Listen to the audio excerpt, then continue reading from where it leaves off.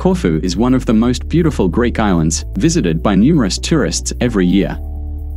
Explore this magical island and find out why it is so popular.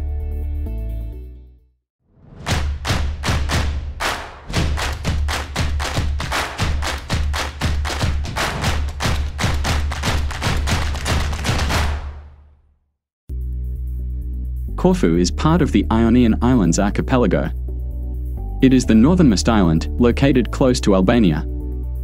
110,000 inhabitants live on the greenest of the Greek islands, with the area of almost 600 square kilometers.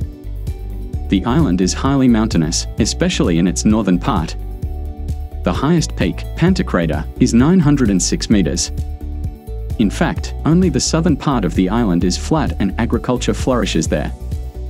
You can expect good weather in Corfu as winters are rather mild and summers are warm but not too hot. If you add a lot of rainfall to it, it's no wonder that the island is full of greenery with 35 species of wild orchids, wild mint, olive and citrus groves. Corfu is considered to be the greenest of the islands.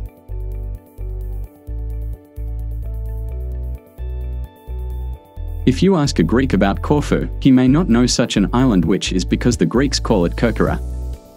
This was the first name of the island and the Greeks appreciate and value their tradition. Where does the name Kerkira come from? Kerkira was a beautiful nymph. The master of the seas, Poseidon, fell in love with her. He kidnapped pretty Kerkira and placed her on the most beautiful island.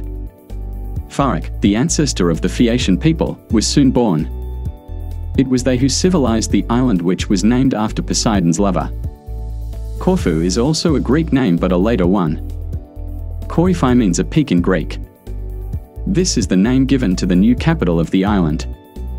It was built around the old fortress erected on top of one of the mountains of the future city. Later that was the name given to the entire island.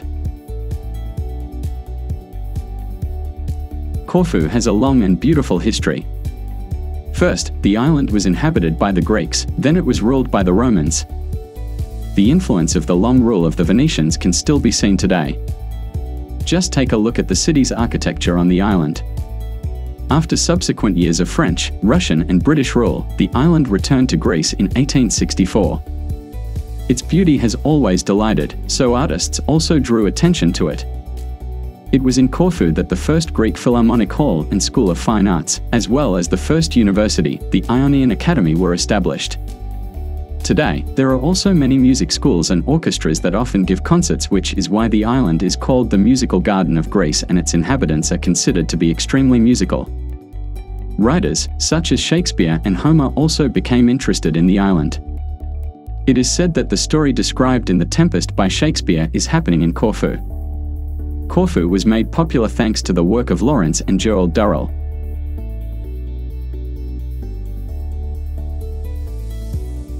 The capital of the island is Corfu, with many interesting sites and museums.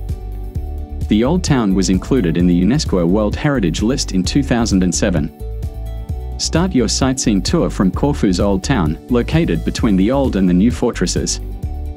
You will surely be surprised that there's no traditional Greek architecture here.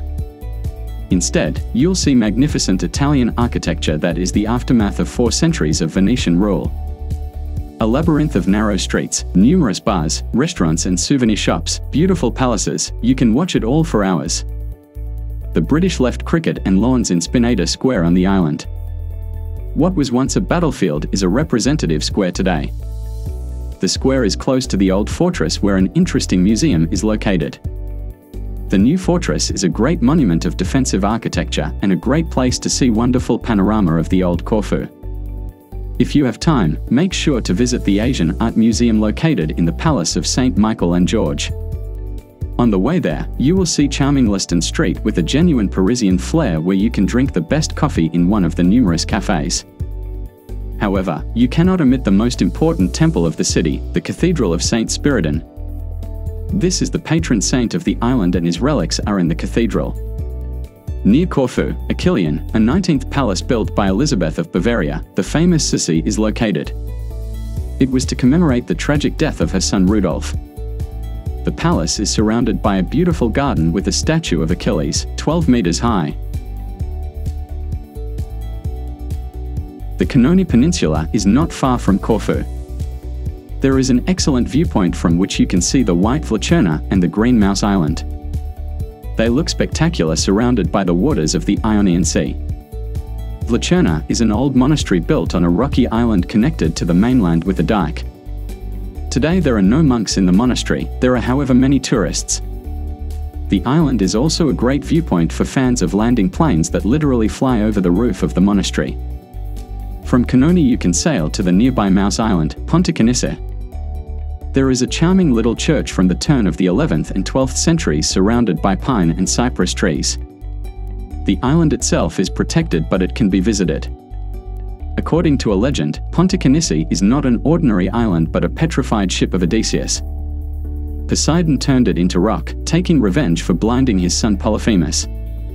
Some, however, believe that this ship is an islet near Paleokastritsa.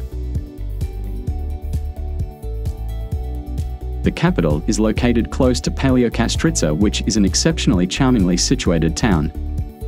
You will be delighted by the rocky coast with its 6 bays with an intensely turquoise color of water. There are sandy and gravel beaches in the bays. Each of them is different but perfectly clear water is what they have in common. You can sunbathe, swim and admire the underwater life there. No wonder that Paleokastritsa is considered the most picturesque town of Corfu. The Greeks say that it was on these stunning hills that Odysseus met Nausicaa. They are now dotted with atmospheric Greek tavernas and numerous hotels. You must definitely step into one of the bars in Paleokastritsa. It's La Grotta, a beach bar hidden among the cliffs, situated right above a small beach. Thanks to this, you can not only sit over a coffee and admire the views, but also sunbathe and swim in the crystal water. There are caves nearby which are worth visiting. A 13th century Byzantine monastery rises above the city. The monastery and its beautiful gardens, where you will often meet monks, can be visited by tourists. Make sure to visit the church museum to admire the ancient icons, books and other valuable relics. Angelo Castro, or the Castle of Angels, is located north of Paleokastritsa. The road to this fortress built on a high hill is extremely winding and narrow. From the parking lot, you have to climb up the cobbled stairs to enter the castle area. The place for the castle location had not been chosen by accident. It offers a fabulous panorama of the island and the surrounding sea. Today it is an attraction for tourists, but for centuries it was an important viewpoint and the fortress itself was an important defense point of the island. Angelo Castro has never been conquered. Although most of the castle facilities are the work of the Venetians, the place itself had already been inhabited much earlier, mainly due to its strategic location. The castle, or rather its ruins, still makes a spectacular impression. Before entering, note the anthropomorphic tombs that were carved in the rock. It's not known who made them to this day. Apart from the walls, the castle also includes the church of the archangels Michael and Gabriel and the chapel of Saint Kyriak carved in the rock. It's time for the northern, mountainous part of the island. There are many great places here. Some are more popular and crowded with tourists, while others, just as beautiful, are slightly less visited. One of the most popular places is the Channel of Love in Sidari. Not only lovers visit it eagerly. Tourists are attracted by the legend that says that people who swim across the channel will soon meet the love of their lives. Whereas, the pairs swimming across the channel will be together forever. The Channel of Love is a sea isthmus located among picturesquely shaped sandstone cliffs. It looks really beautiful, but there are always lots of tourists there. On the way from Sidari, there is Cape Drastis nearby. That's the northernmost part of Corfu. You will be amazed by the picturesque white rocks that have eroded and formed fanciful shapes. All this against the backdrop of the amazing blues of the sea and the sky. There is a small beach down below with deck chairs and gastronomy. Since the access to the Cape is not the easiest thing, there are few tourists, which is an additional incentive to visit this magical spot. The highest peak, Pantocrator, is located in the northeast of the island. You can reach it by car on an asphalt road with about 25 serpentines, but it will be much more interesting to hike to the top from the village of Perithia, which is the oldest village on the island. The hike will take you about 2 hours. At the top there is the monastery of Christ Pantocrator, the ruler of the universe, thus the name of the mountain. The monastery itself was built on the ruins of the ancient temple of Zeus. There are impressive panoramas stretching from the top.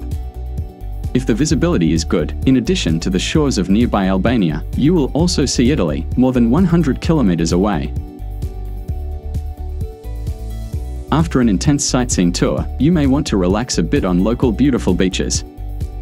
There are a lot of them to choose from, smaller and larger ones, sandy, rocky or gravel. Pay special attention to Agios Georgios and Porto Timoni located in the northwest of the island. Agios Georgios is a small town with pastel houses on picturesque hills. There are many olive groves and vineyards there. However, its main attraction is the 2-kilometer-long sandy beach. Combined with crystal seawater with a wonderful blue color, it attracts not only sunbathing and swimming enthusiasts, but also water sports lovers of all ages. Porto Timoni, located 3 kilometers from Agios Georgios, is equally attractive. It looks like a miniature Thai island of Koh-Phi-Phi. You will see 2 twin beaches located on both sides of a small peninsula there. Beautifully located, secluded and cozy with wonderful crystal clear water. That's everything you need for pleasant relaxation and rest.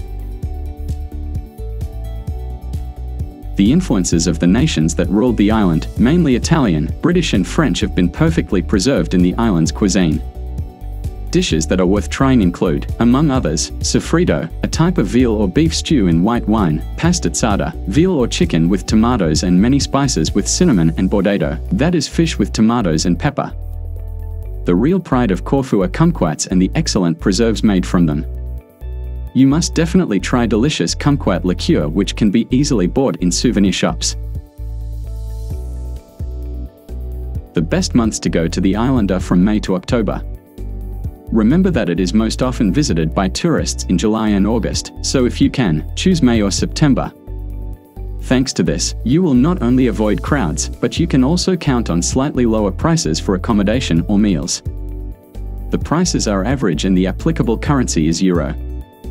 You can easily reach the island by plane as there are many direct flights.